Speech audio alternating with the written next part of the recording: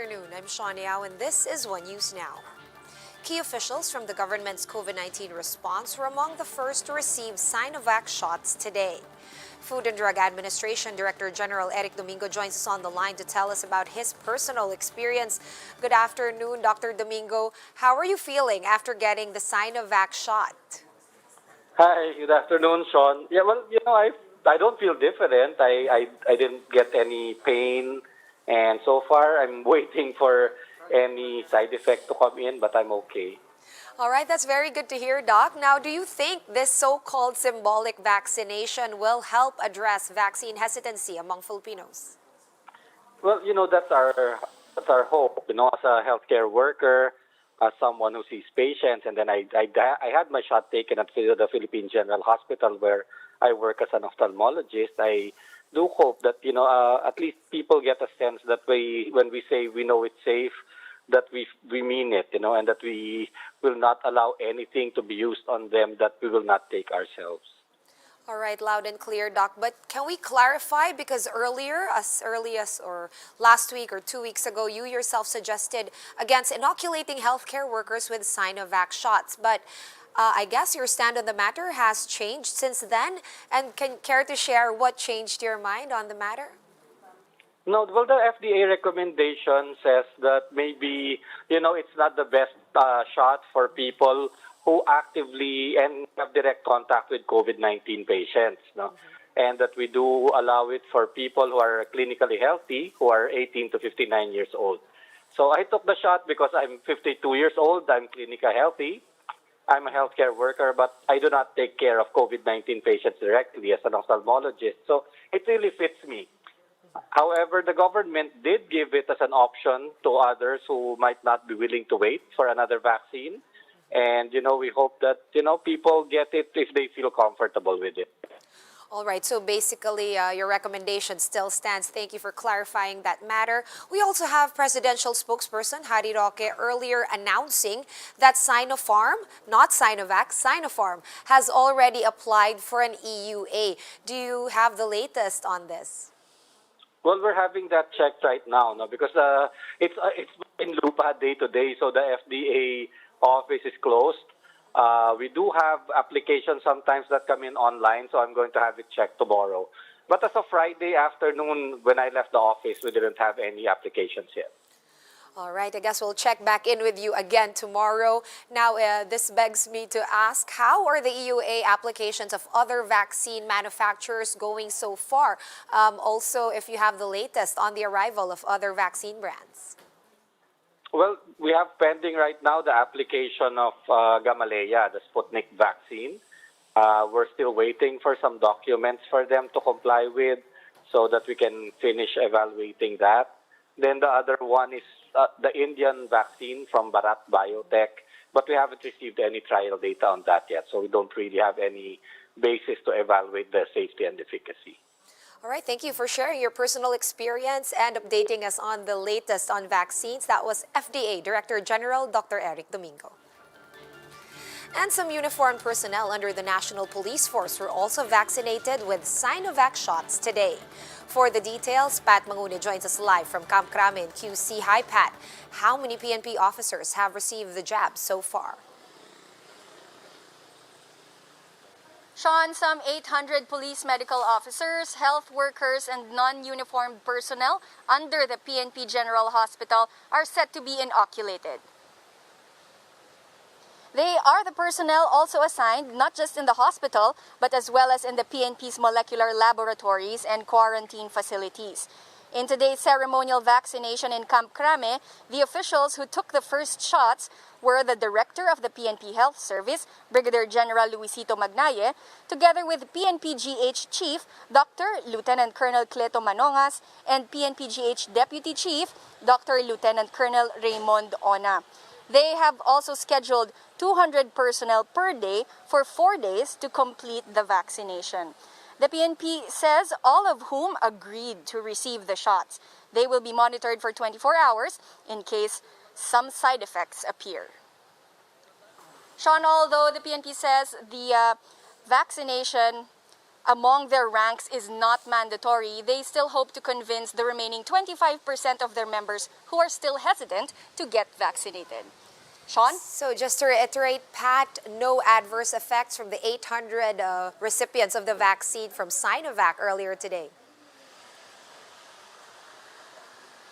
Earlier today, Sean, as of this time, there's about less than 100 that have already finished being vaccinated at the multipurpose center this morning.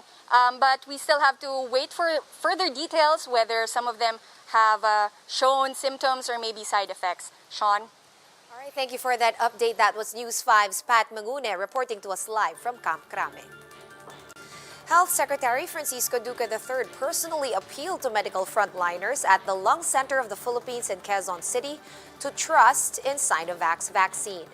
Greg Gregorio with the full report. The first recipient of SINOVAC's COVID-19 vaccine at the Lung Center of the Philippines is the hospital's chief for emergency medicine and outpatient department, Dr. Eileen Aniceto. She admitted to having hesitations in taking the vaccine, noting the 50.4% efficacy of China-made CoronaVac among health workers in Brazil. But after a thorough explanation of the health department and other health experts, she ultimately decided to take the jab. Aniceto considers taking the shot a success, as someone in the front lines of the battle against the pandemic and as someone who saw a friend die from the virus. She also encouraged others to take the vaccine. And so I looked at its ability to prevent death. And when I looked at that particular comparative table, pantay-pantay silang. I got it. So should you. Dr. Aniceto was among the 20 health workers who were given the first dose of CoronaVac at the Lung Center. According to the hospital's executive director, Dr. Vincent Balanag Jr., 90% or around 1,200 of their employees eligible to receive the vaccine initially signed up for the supposed delivery of Pfizer shots from the COVAX facility. But upon hearing they will be receiving SINOVAC jabs, the number shrank to 150. Given the positive response natin dun sa ating town hall meeting noong Saturday, we expect na mas marami pa magpapabakuna. Especially pag nakita nila na wala namang problema dun sa side effects. Health Secretary Francisco Duque III, who administered the first vaccination at the hospital, hopes that more individuals would trust CoronaVac. Duque assured the vaccine underwent FDA's rigorous analysis. Huwag po tayo magkaroon ng pagtuta o alinlangan dahil ito po talaga ay sinukat, pinag-aralan, tinignan ang lahat po ng mga datos mula po sa mga iba't ibang clinical trials. The 64-year-old Duque himself volunteered to get the vaccine, but the DOH said he will not take part due to his age. The FDA earlier said it does not recommend the use of the Chinese vaccines on people aged 60 and above. The Lung Center received 600 doses of SINOVAC vaccines. Officials are looking to vaccinate 300 individuals this week. For News 5, Greg Gregorio, we are One News. NAVOTAS City is seeing a spike in cases among its City Hall personnel. Jenny Dongon joins us on the line for more details. Jenny, how is the NAVOTAS LGU responding to this?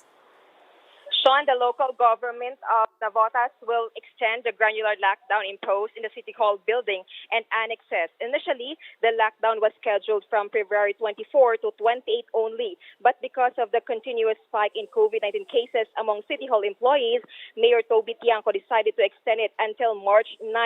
Out of 446 employees and their close contacts who were recently tested, 44 turned out positive and 63 additional last February 26. While the lockdown is in place, the workforce in the City Hall is now on a skeleton arrangement. Only procedures related to remittances and taxes, COVID-19 concerns, and other emergency operations are allowed. The LGU assured the public that they will not impose penalties to any transaction and taxes that will be hampered. Meanwhile, experts from the UP Octa Research is calling on local officials not to set aside a surge in cases. According to their monitoring, Cebu and NCR, including NAVOTAS, remain to be the epicenters of COVID-19 in the country. Research fellow Professor Guido David said the number of daily cases in the capital has doubled as compared to the holidays.